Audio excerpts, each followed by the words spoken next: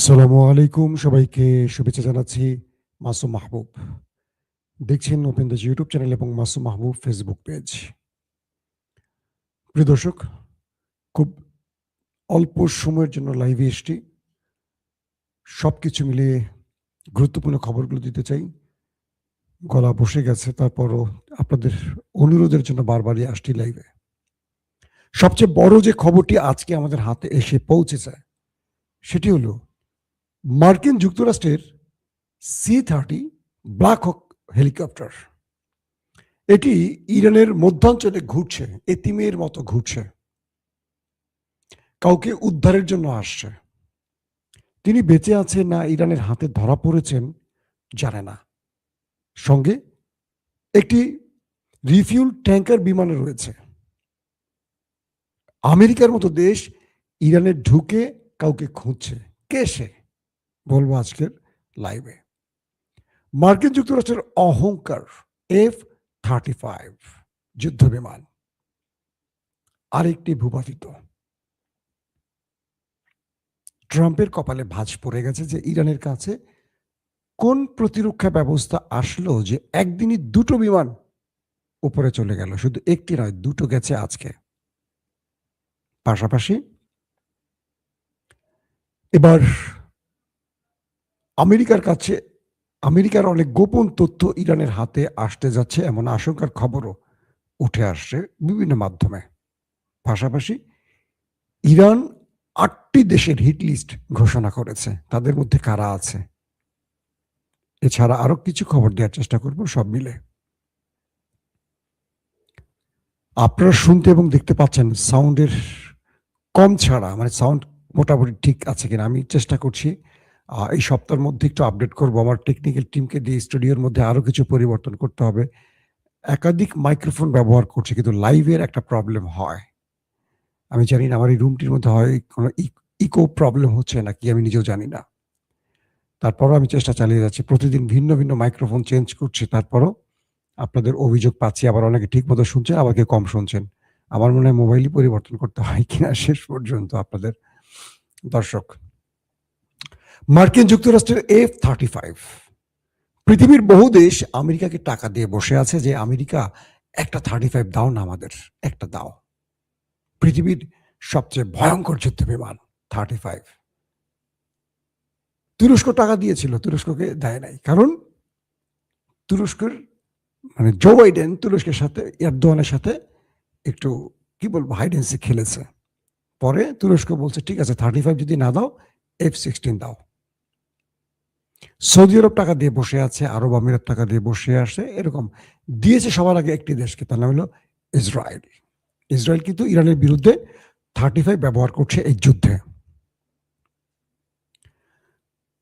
গত 11 মার্চ, যদি তারিখটা ভুল না করি, ইরান দাবি করেছিল তারা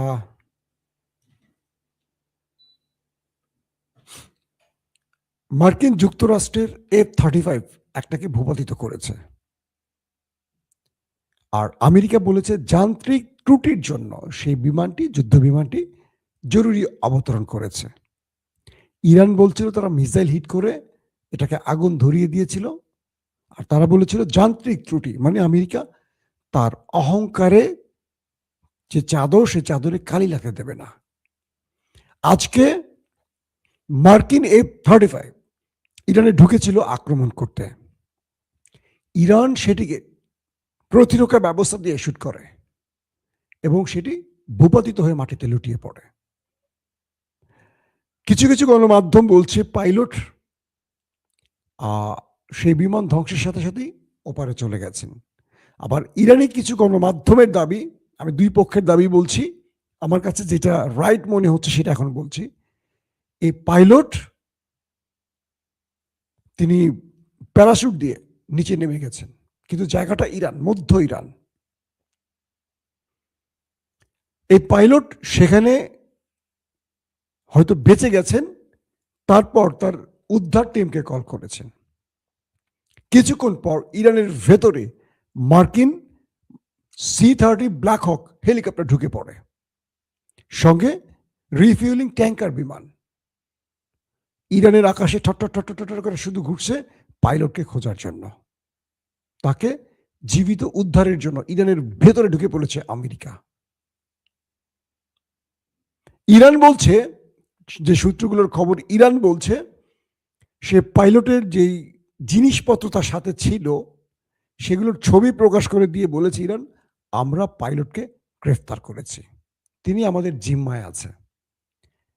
তথ্যটা কতটুকু সঠিক আমি কনফার্ম না, যে ইরান যে বলছে আমাদের কাছে আছে, ইরান কি তাকে ধরতে পেরেছে নাকি পারেনি, নাকি কৌশলে তাদেরকে মানসিক চাপে ফেলতে, সেটা এখনো কনফার্ম না। বাট ইরান বলেছে, সেটাই বললাম, যে তারা সে পাইলটকে গ্রেফতার করেছে।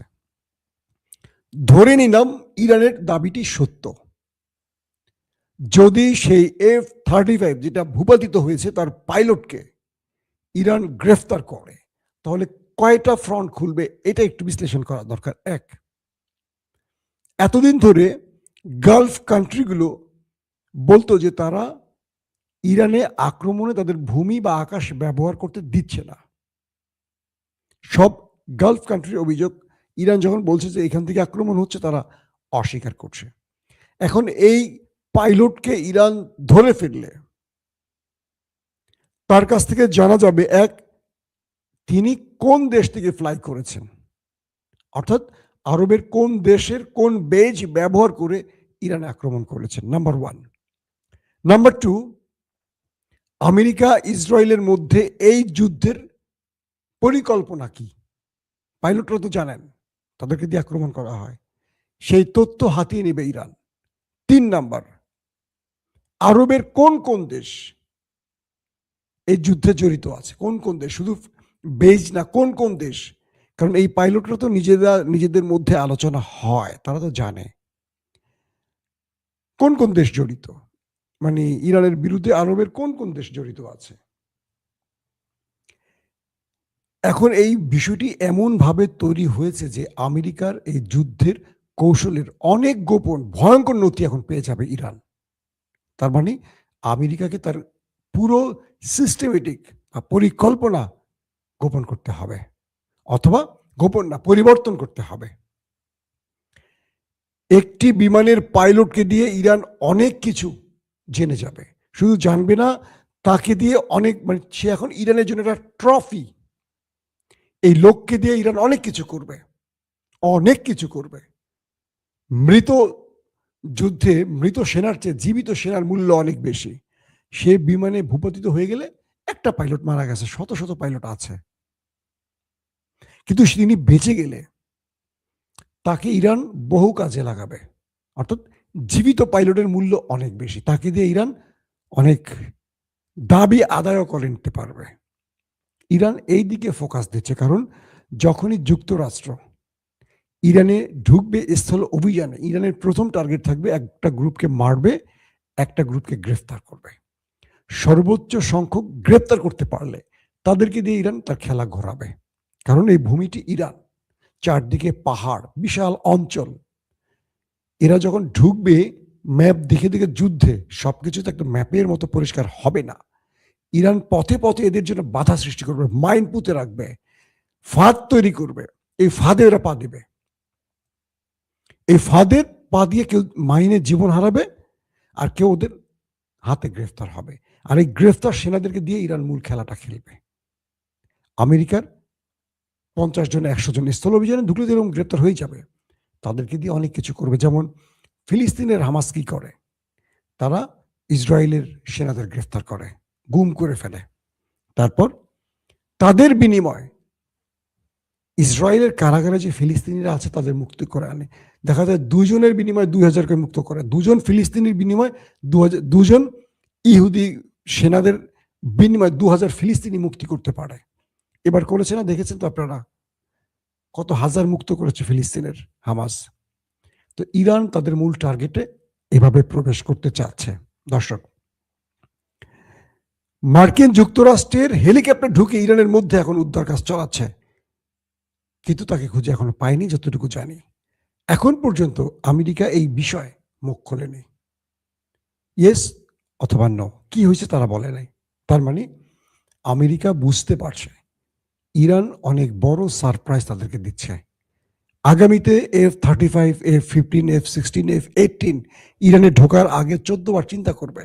কারণ যে 35 স্টিলথ প্রযুক্তির বলে রাডার সিস্টেম ফাঁকি দিতে পারে, শত্রুর মিসাইল ফাঁকি দিতে পারে, সেখানে ইরান দুটোকে ফেলে দিয়েছে।